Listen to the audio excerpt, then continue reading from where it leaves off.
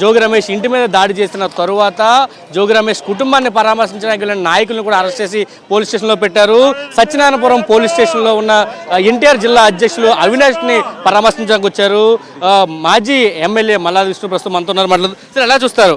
నిన్న అంబటి రాంబాబు గారి ఇంటి మీద, ఈరోజు జోగి రమేష్ గారి ఇంటి మీద దాడి చేశారు. ఆ కుటుంబాన్ని పరామర్శించడానికి వెళ్ళిన వాళ్ళని కూడా అరెస్ట్ చేసి స్టేషన్లో పెట్టిన పరిస్థితి కనిపిస్తుంది. రాష్ట్రంలో అసలు ఏం జరుగుతుందో, శాంతి భద్రతలు ఉన్నాయా?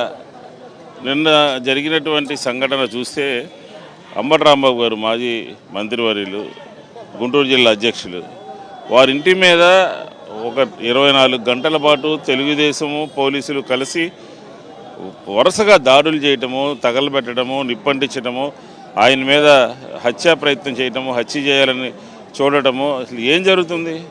ఇది మంచి ప్రభుత్వమా? శాంతి భద్రతలు ఉన్నాయా?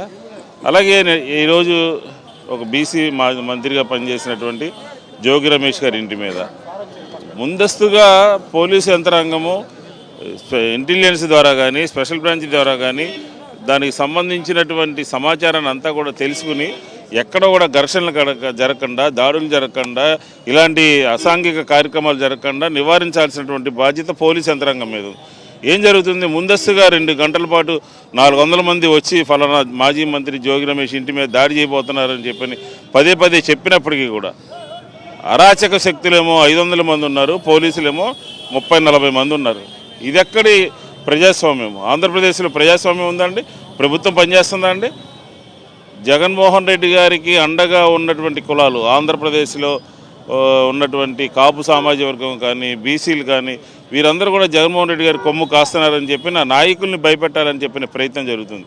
గత 10 రోజులుగా జగన్మోహన్ రెడ్డి గారి ప్రభుత్వానికి పార్లమెంటులో కేంద్ర ప్రభుత్వం ప్రవేశపెట్టినటువంటి సర్వేలో జగన్మోహన్ రెడ్డి గారి పరిపాలనలో ఏ రకంగా జరిగింది, ఏ రకంగా ఆర్బీకేలు జరిగినాయి, ఏ రకంగా ఇతర అంశాల్లో మహిళా సాధికారత విషయంలో కానీ ఇలాగ అప్రిషియేషన్స్ వస్తుంటాయి. ల్యాండ్ టైటిలింగ్ యాక్ట్ మీద చంద్రబాబు ప్రభుత్వం చేసినటువంటి కార్యక్రమాలు అన్నీ కూడా అబద్ధాలు, అసత్యాలు అని చెప్పని క్లియర్గా కేంద్ర ప్రభుత్వం చెప్పినటువంటి తరుణంలో, లడ్డూలో కల్తీ జరగలేదని చెప్పినటువంటి తరుణంలో, తెలుగుదేశం సంబంధించినటువంటి కూటమి ఎమ్మెల్యే మహిళల పట్ల వ్యవహరించినటువంటి తీరు, ఆంధ్రప్రదేశ్లో ఉన్నటువంటి ప్రజలందరూ కూడా ఈ కూటమి ప్రభుత్వం యొక్క పనితీరుని అంచనా వేసుకుని అసహించుకుంటున్నటువంటి తరుణంలో దాడులు చేసి ప్రజల యొక్క అభిప్రాయాన్ని పక్కకు మరిచి ప్రజల దృష్టిని పక్కకు మళ్లించేటటువంటి కార్యక్రమం తీసుకుంటున్నాడు. ఒక బాధ్యత కలిగినటువంటి 2 మాజీ మంత్రుల ఇంటి మీద కృష్ణా, గుంటూరు జిల్లాల్లో దాడులు జరిగినాయని అంటే దీనికి ఎవరు బాధ్యత వహిస్తారు?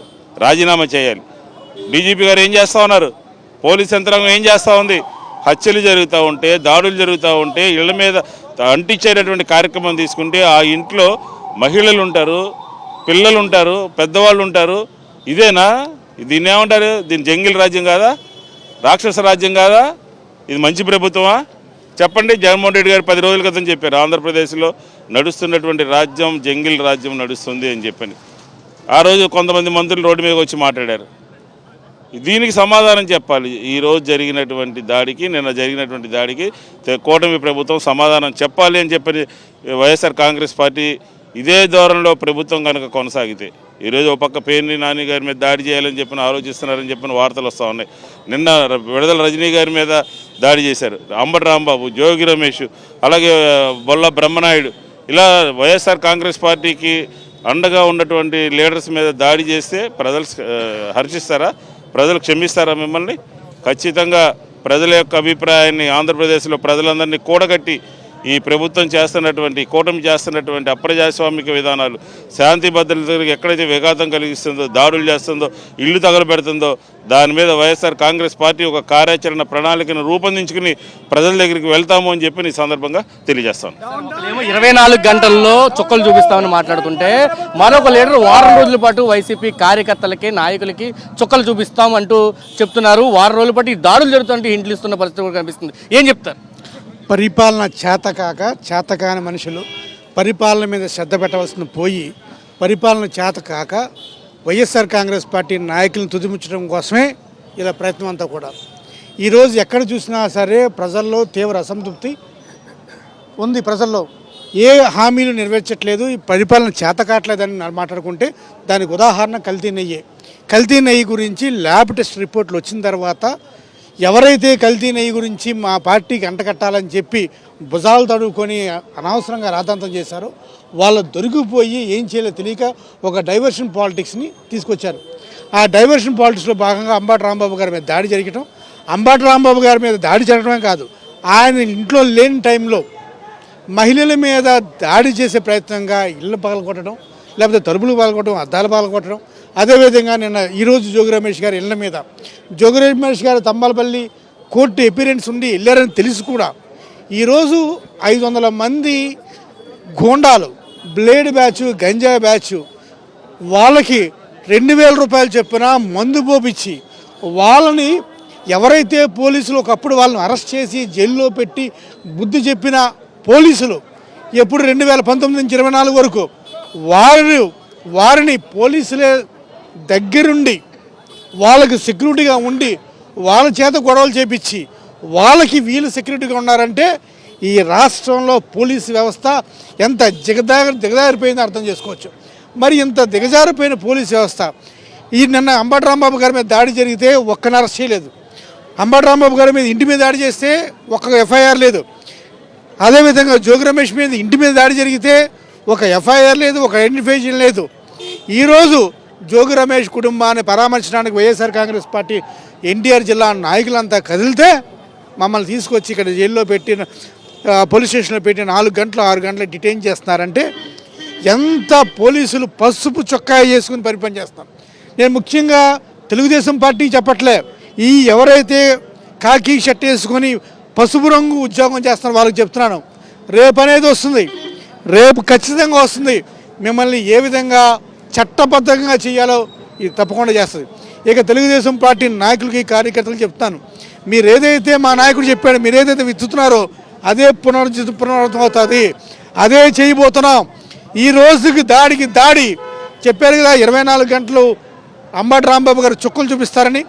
మీరు 24 గంటలు మాకు చుక్కలు చూపిస్తే మా గవర్నమెంట్ వచ్చిన తర్వాత ప్రతి నిమిషం ప్రతి రోజు కూడా మీకు చుక్కలు చూపిస్తానని చెప్పి తెలియజేస్తున్నాను.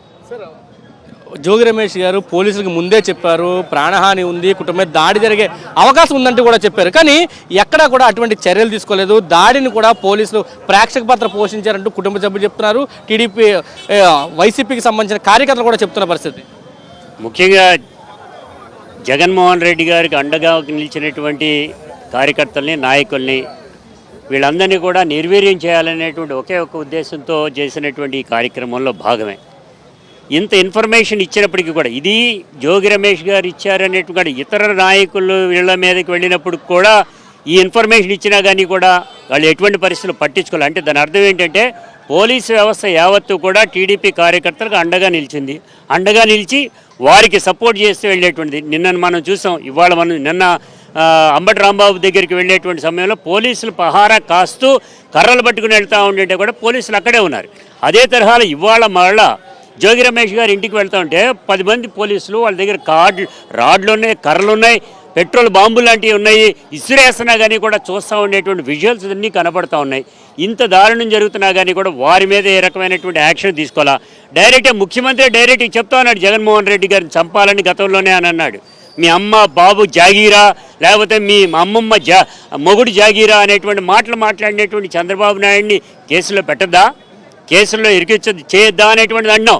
ఈ పోలీసు వ్యవస్థ ఇదే పద్ధతిలో వ్యవహరించేటువంటి తీరు కనుక ఉన్నట్లయితే భవిష్యత్తులో ఈ వ్యవస్థని పూర్తిగా నిర్వీర్యం చేసేటువంటి పద్ధతిలో కనుక మీరు తీసుకుంటే వీరిపైన కూడా చర్యలు జరిగి తీరుతాయని అంటున్నాం. అందుకనే పోలీసు వ్యవస్థ నిష్పక్షపాతంగా వ్యవహరించేటువంటి పద్ధతి రాకపోతే మాత్రం ఈ చర్యకు ప్రతి చర్యలుగా కోర్టు ద్వారా కానీ న్యాయపరమైనటువంటి విధానంగా కూడా తీసుకుంటామనేట్టు కూడా తెలియజేస్తూ ఈ చర్యలు కనుక ఆపకపోతే రాష్ట్ర వ్యాపితంగా ఉద్యమం వచ్చి తీరుతుంది. జగన్మోహన్ రెడ్డి గారే డైరెక్ట్గా రావటానికి కూడా అవకాశం ఉందని కూడా చెప్తున్నాం. అవసరమైతే జగన్మోహన్ రెడ్డి గారు ఈ యొక్క అరాచక పరిపాలన పైన ఒక యాక్షన్లు కూడా తీసుకుంటారు, డైరెక్ట్ యాక్షన్లో కూడా వస్తారు. అది నిరాహార దీక్ష లేకపోతే మరొకట అనేటువంటిది కూడా జరుగుతుంది. తస్మాత్ జాగ్రత్త టీడీపీ నాయకులరా, కార్యకర్తలరా అనేది కూడా చెప్తా ఉన్నాం. పక్క చూస్తున్నాం బూతుల పంచాంగం మొదలైంది ఆంధ్రప్రదేశ్లో. అధికార పార్టీ నేతలే దాన్ని వల్లిస్తున్న పరిస్థితి కనిపిస్తుంది. నిన్న అంబటి గారు కూడా చెప్పారు, అది నేను ఉద్దేశపూర్వకంగా అనలేదు, పొరపాటున వచ్చిందంటూ ఆయన చెప్పారు. జోగి రమేష్ గారు కూడా అటువంటి మాటలు ఎక్కడ మాట్లాడిన పరిస్థితి. కానీ ఎందుకు టార్గెట్ చేసుకొని వైసీపీ నేతల ఎల్లనే ధ్వంసం చేస్తున్నారు? కొత్త సాంప్రదాయానికి చంద్రబాబు నాయుడు గారు శ్రీకారం చుట్టాడు. ఆయన మరి ఫ్రాక్షనిస్టో, ఈ రాష్ట్రానికి మరి గౌరవప్రదమైనటువంటి ముఖ్యమంత్రి, ఈ రాష్ట్ర ప్రజలు ఈరోజు చాలా అయోమయ పరిస్థితుల్లో ఉన్నారు. నిజంగా వైఎస్ఆర్సీపీ నేతల్ని భయకంపితుల్ని చేసేటటువంటి ప్రోగ్రాంలోనే సీఎం గారు తలమునకలవుతున్నాడు తప్ప ఇచ్చినటువంటి హామీలు నెరవేర్చేటటువంటి పనిలో కానీ, మరి ప్రజలను రక్షించేటటువంటి విషయంలో కానీ మరి డైవర్షన్ పాలిటిక్సే తప్ప ఎక్కడా కూడా కమిటెడ్గా ప్రజలకు ఇచ్చినటువంటి మాటను నెరవేర్చేటటువంటి ప్రయత్నంలో మాత్రం ఇటు తండ్రి కానీ, కొడుకు కానీ, పవన్ కళ్యాణ్ గారు కానీ, అసలు ఈ పోలీసు వ్యవస్థను నడిపిస్తున్నటువంటి హోమ్ మినిస్టర్ కానీ నిమ్మకి నీరెత్తినట్టు కూర్చోవటం ఈ రాష్ట్ర ప్రజల దౌర్భాగ్యం. ఎంత దారుణం కాకపోతే నిజంగా అంబటి రాంబాబు గారు మరి అసలు బయటికి వచ్చి మామూలుగా పాప పరిహార పూజలు చేయటం కోసం ఆయన బయటకు వస్తూ ఉంటే మరి సెంటర్లో కనిపించినటువంటి ఆ ఫ్లెక్సీని ఆయన ప్రశ్నించడం జరిగింది. ఆయన ముట్టుకోలేదు, వార్నింగ్ కూడా ఇవ్వడం జరిగింది, దయచేసి ఇది మీరే తొలగించాలి. సో ఇంకా సుప్రీంకోర్టులో ఇంకా క్లియర్ అవ్వలేదు అని మీరే చెప్తున్నారు కదా, మరి ఏ విధంగా ఇలా అన్యాయంగా మా నాయకుల ఫోటోలు మీరు వేసి ఈ రకంగా ప్రొజెక్ట్ చేస్తారు, దీన్ని మీరు తీసేయాలి, దీని మీద మేము లీగల్గా కూడా వెళ్తామని ఆయన గౌరవప్రదంగా చెప్పడం జరిగింది. అలా చెప్పడంతో వీళ్ళు చేసినటువంటి పాపం ఏదైతే తిరుమల లడ్డూలో జంతు కొవ్వు కలవలేదు అని క్లియరెన్స్ వచ్చిందో, అలాగే ఈ జనసేన ఎమ్మెల్యే చేసినటువంటి దారుణం, ఇవన్నీ డైవర్షన్ పాలిటిక్స్ సందర్భంగా మరి ఈ రోజున మా నాయకుల్ని ఇలా భయభ్రాంతుల్ని చేసేటటువంటి ప్రయత్నం. నిజంగా జోగి రమేష్ గారి ఇంటి మీదకి ఈ రకంగా బాంబుల దాడంటే నిజంగా జగన్మోహన్ రెడ్డి గారి తాతగారు రాజారెడ్డి గారి గురించి మాట్లాడుతూ జగన్మోహన్ రెడ్డి గారిని ఫ్రాక్షనిస్ట్ అంటారు. కానీ నిజంగా జగన్మోహన్ రెడ్డి గారు ప్రజలు ఇచ్చినటువంటి అవకాశాన్ని 19 to 24 అద్భుతంగా పరిపాలన చేశాడు. వీళ్ళ మీద అసలు కాన్సన్ట్రేట్ చేయలేదు కాబట్టి ఆనాడు వీళ్ళు అన్ని నోళ్లు పారేసుకున్నా కూడా ఏ ఒక్కళ్ళ మీద కూడా కేసులు పెట్టడం కానీ, ఇలా రోడ్ల మీదకి మరి తీసుకురావడం కానీ, లేకపోతే వాళ్ళ ఇళ్ల మీదకి దాడులు చేయటం కానీ మా నాయకుడు మాకు అలాంటి కుసంస్కారం మాకు నేర్పల. కానీ ఈ రోజున చంద్రబాబు నాయుడు ఒక కుసంస్కారానికి విత్తనాలు వేస్తున్నాడు. ఖచ్చితంగా చెప్తా ఉన్నాం, 29లో పచ్చ చొక్కాలు ముసుగులో పోలీసు వారిని సైతం ఉపయోగించుకుంటూ గూండాయిజం చేస్తున్నటువంటి ఈ తెలుగుదేశానికి, జనసేనకి, అలాగే మేము కూడా వన్ ఆఫ్ ద కమిటీ అని చెప్పుకునేటటువంటి బీజేపీకి కూడా మేము తెలియజేసేది ఏంటంటే 29 నుంచి మాత్రం సినిమా చాలా వేరేగా ఉంటుందని మాత్రం తెలియజేస్తున్నాం. ఎన్టీఆర్ జిల్లా అధ్యక్షులు అవినాష్ గారు, నేను, తన్నీర్ నాగేశ్వరరావు గారు మేమంతా కలిసి వస్తున్నాం. అప్పటికే నందిగామలో చాలా మంది పోగయ్యారు. ఏంటిది ఇలా చేస్తున్నారు కదా, ఈ దాడికి మనం ఎలా తెలియజేయాలని రావడం జరిగింది. కార్యకర్తలందరూ మీరేమి వద్దు, వాళ్ళంతా వెళ్ళిపోయారు, మనం ఆవిడకి ధైర్యం చెప్దాం, అసలు ఎలా జరిగింది ఏంటి కనుక్కుందాం, అక్కడ కార్యకర్తలు ఉన్నారని చెప్పి మేము బయలుదేరి వచ్చాం. మమ్మల్ని పోలీసులు దగ్గరుండి దాడి చేయించారు, తెలుగుదేశం గుండాలతోటి, కార్యకర్తలతోటి. మేము వస్తే మమ్మల్ని ఆపారు. ఆపడమే కాకుండా నిర్దాక్షిణ్యంగా కార్యకర్తలు కానీ మమ్మల్ని కానీ ఎలా పడితే అలా మాట్లాడి మమ్మల్ని ఆపి తీసుకొచ్చి ఇప్పుడు కూర్చోబెట్టారు. మేము అప్పటికే క్లియర్గా చెప్పాం, మీరు వస్తే గొడవ వద్దంటే దానికి బాధ్యత మేము వహిస్తాం, అక్కడ ఎవరు లేరు, మా కార్యకర్తలే ఉన్నారు, ఒక్కసారి ఇంటికి వెళ్ళి వాళ్ళని పలకరిస్తాం, వాళ్ళందరినీ పలకరిస్తామని చెబితే వాళ్ళు చేసిన పని ఇది.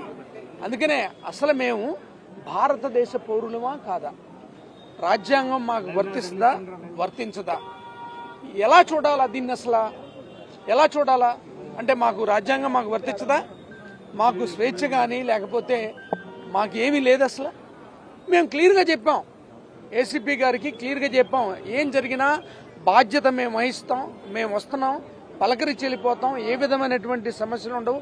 అక్కడ ఎవరు లేరు, ఎందుకంటే అక్కడ స్థానికులు కాదు, ఎక్కడెక్కడ వాళ్ళు వచ్చి చేశారు. వాళ్ళు విజయవాడ నుంచి అక్కడి నుంచి ప్రేరేపిస్తే వాళ్ళంతా వచ్చి చేశారు. మేము వస్తామని చెబితే మమ్మల్ని నిర్దాక్షిణ్యంగా ఆపి, ఈ నిరంకుశత్వానికి హైట్స్ ఇది.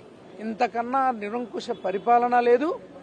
వ్యవస్థల్ని, ప్రభుత్వ వ్యవస్థల్ని ఎట్లా ఉపయోగించుకుంటున్నారనే దానికి మచ్చుతనం ఏంటంటే పోలీసుల సమక్షంలోనే పోలీసులే పక్క నుండి వచ్చారు, వాళ్ళు వచ్చి పోలీసులను తోసేసి దాడి చేశారు. ఇది చూసిన తర్వాత ఎవరైనా వస్తాం కదా, తోసేశారు, వాళ్ళ పని వాళ్ళు చూసుకుని వెళ్ళిపోయారు. తర్వాత మేము వచ్చినా కూడా మమ్మల్ని గొడవలు జరుగుతాయట, వాళ్ళ సమక్షంలో జరిగింది ఏంటి, మేము వస్తే మమ్మల్ని ఎందుకు ఆపారు? ఇది రాష్ట్రం అంతా చూస్తుంది. ప్రతి ఒక్కళ్ళు కూడా దీన్ని ఖచ్చితంగా వాళ్ళు ఏం చేశారో చూడాలా, చర్యలు ఎలా ఉన్నాయో చూడాలా. వీళ్ళకి ఇంత మెజారిటీ ఇచ్చింది ఇందుకేనేనా? వైసీపీ మీద కక్ష సాధించడానికైనా, లేకపోతే వాళ్ళ సొంత రాజ్యాంగాన్ని ఈ విధంగా అమలుపరచడానికా? పోలీసులే దగ్గరుండి చేస్తున్నారంటే నిన్న గుంటూరులో చూసాం, ఇవాళ విజయవాడలో చూసాం, రేపు ఎవరికి ఎక్కడైనా కూడా జరగవచ్చు. కాబట్టి దీన్ని ఎలా ఎదుర్కోవాలో అలా ఎదుర్కొంటాం. పిల్లిని కూడా తలిపేసి కొడితే ఎదురు తిరుగుద్ది, అదే పరిస్థితిని తీసుకొస్తున్నారు. శాంతి భద్రతల్ని ఏ విధంగా క్షీణింపజేస్తున్నారో చూస్తున్నాం. దీనికి తగిన మూల్యం చెల్లించుకోవాల్సి. ఒక బీసీ నాయకుడిగా బలహీన వర్గాల ప్రజానికానికి అండగా ఉండే జోగి రమేష్ గారి ఇంటి మీద